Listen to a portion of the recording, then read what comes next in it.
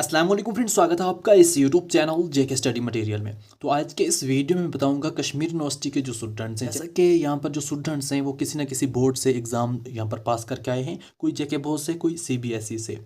अब यहाँ पर उन्होंने जेके बोस का पैटर्न देखा है, जेके बोस में कैसे लिखना होता है वो तो उन्होंने सीख लिया है, मगर अब कश्मीर यूनिवर्सिटी में कैसे यहाँ पर आंसर शीट पे लिखना होता है, कैसे यहाँ पर क्या कुछ लिखना होता है, तो वो मैं आपको यहाँ पर बताऊंगा। एंड आपने क्वेश्चंस के आंसर किस तरीके से लिखने हैं, कैसे यहाँ पर आपने क्वेश्चन नंबर देना है ताकि आपको फुल मार्क्स मिल सकें।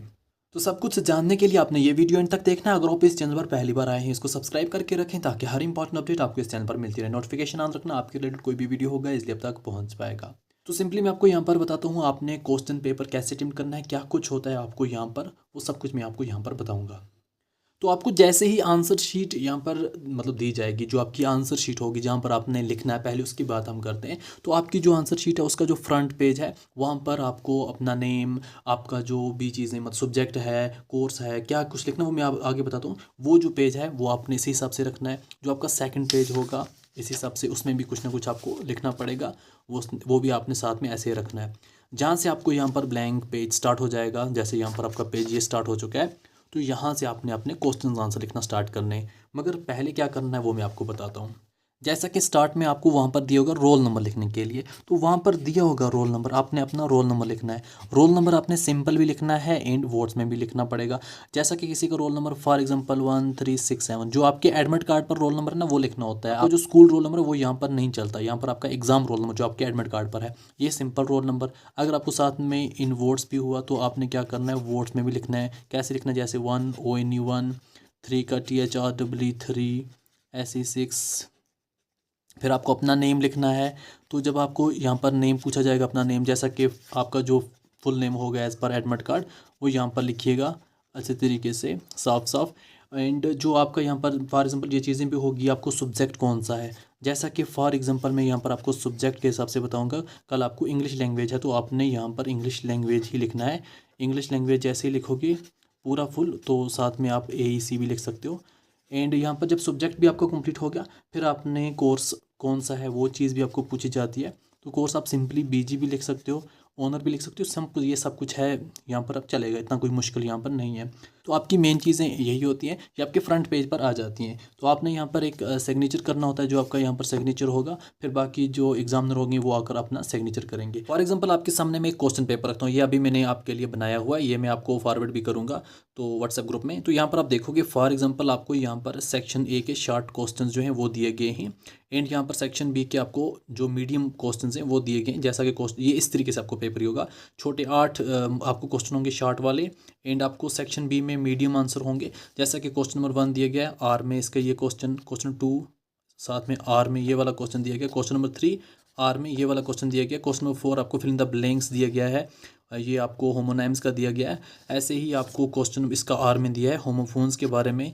तो ऐसे ही आपका यहाँ पर ये क्वेश्चंस आपको जैसे ही कंप्लीट हो जाएंगे, फिर आपका सेक्शन C स्टार्ट हो जाएगा, लॉन्ग आंसर टाइप क्वेश्चन, जो आपको सिर्फ 2 अटेम्प्ट करने हैं। फॉर एग्जांपल आपका सेक्शन A जो है वो यहाँ पर शॉर्ट आंसर टाइप क्वेश्चन से है, मगर आपको क्या करना है, पहले लॉन्ग आंसर अगर आता है तो आपने क्या करना है, अगर आपको मतलब स्टार्ट करना है लॉन्ग आंसर के 2 क्वेश्चन पहले लिखने हैं, अगर आपको यही आते हैं, आपने आंसर शीट पे जाना है, यहाँ पर आपने देना है आपने कौन सा सेक्शन करना है, सेक्शन C करना है। तो आपने यहाँ पर लिखना है सेक्शन C, क्योंकि आपने सेक्शन C से पहले उठाना है सेक्शन C। तो क्वेश्चन जो भी आपका होगा, फॉर एग्जांपल क्वेश्चन नंबर इसका 8, 9, 10 या 1 जो भी होगा, क्वेश्चन नंबर 1, तो अगर आप लिखो तब भी ठीक है, नहीं लिखोगे तब भी चलेगा। एंड यहाँ पर आपने इसका आंसर लिखना है, एंड आपने आंसर लिखना स्टार्ट करना है। बॉल पेन का यूज़ करना, जेल पेन का बिल्कुल भी यूज़ नहीं करना। बॉल पेन आपके लिए बहुत अच्छा रहता है। एंड अगर आपके जो लॉन्ग आंसर क्वेश्चंस होंगे ना, जो मतलब जैसे मैंने अभी आपका सेक्शन C बताया, जो आपको लॉन्ग आंसर टाइप क्वेश्चंस हैं, जैसा कि ये वाले आपको लॉन्ग आंसर हैं 16.5 मार्क्स वाले क्वेश्चंस, तो सेक्शन C हमेशा आप लाइन छोड़ के लिखने की कोशिश करना।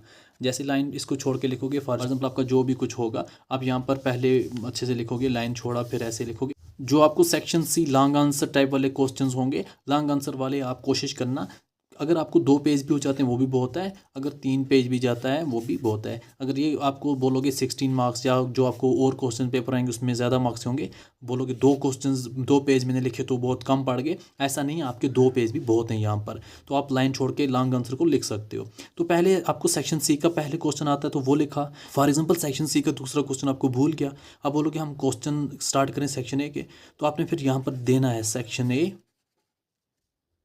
ए, तो उसका क्वेश्चन लिखना स्टार्ट करना है। उसके जितने क्वेश्चन आते हैं आपने लिखने हैं यहाँ पर। फिर आपको याद आ जाता है कि मुझे सेक्शन सी का क्वेश्चन भी यहाँ पर आता है, फिर आपने सेक्शन सी साथ में यहाँ पर लिखना है, फिर उसका क्वेश्चन जो भी आपको आता है, फॉर एग्जाम्पल क्वेश्चन नंबर 4 आता है तो आप यहाँ पर लिखना स्टार्ट करोगे। जो क्वेश्चंस आपको पहले आता है तो दिमाग में आता है आप लिखो उसको, एंड सेक्शन साथ में दे दो। अगर आपको फॉर एग्जाम्पल सेक्शन सी के दोनों क्वेश्चन अगट्ठे आते हैं तो आप अगट्ठे लिखो। अगर आपको थोड़ा मतलब बीच में किसी और सेक्शन का लिखना होता है, जब नेक्स्ट टाइम लिखोगे तो सेक्शन साथ में मेंशन करना।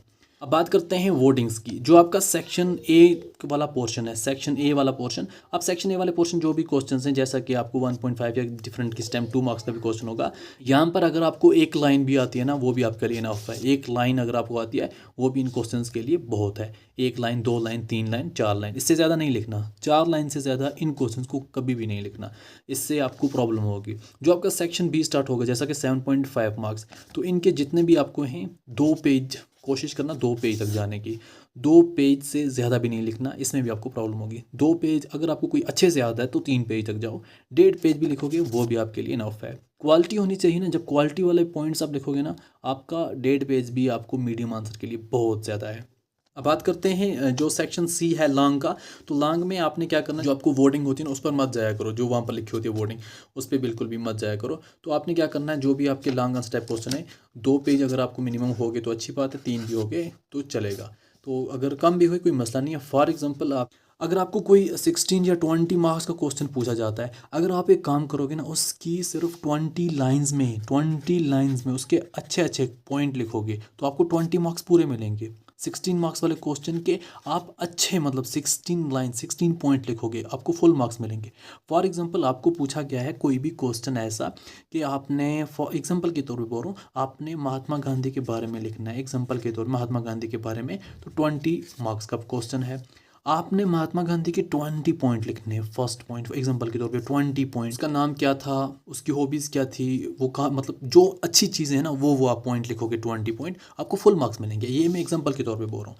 तो ऐसे आपने अटेम्प्ट करना होता है कश्मीर यूनिवर्सिटी का क्वेश्चन पेपर। तो यहाँ पर आप कोशिश यही करना, जैसे जिस सेक्शन का आपको आता है वो अटेम्प्ट करो।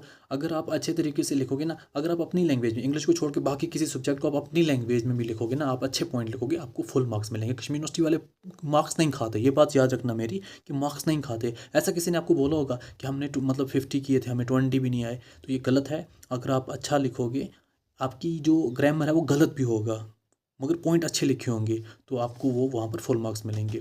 तो इसलिए वो आपके मार्क्स खाते नहीं हैं। तो अच्छे तरीके से लिखना, पेपर अटेम्प्ट अच्छे से करना। तो ये है कश्मीर यूनिवर्सिटी के फ्रेशर स्टूडेंट्स के लिए कि कैसे अटेम्प्ट करना होता है पेपर। अगर कोई और डाउट रहा कमेंट में ज़रूर बताना। इस वीडियो को बाकी फ्रेंड्स तक शेयर करना ताकि सबकी हेल्प हो सके। और इस वीडियो को देखने के लिए थैंक यू सो मच।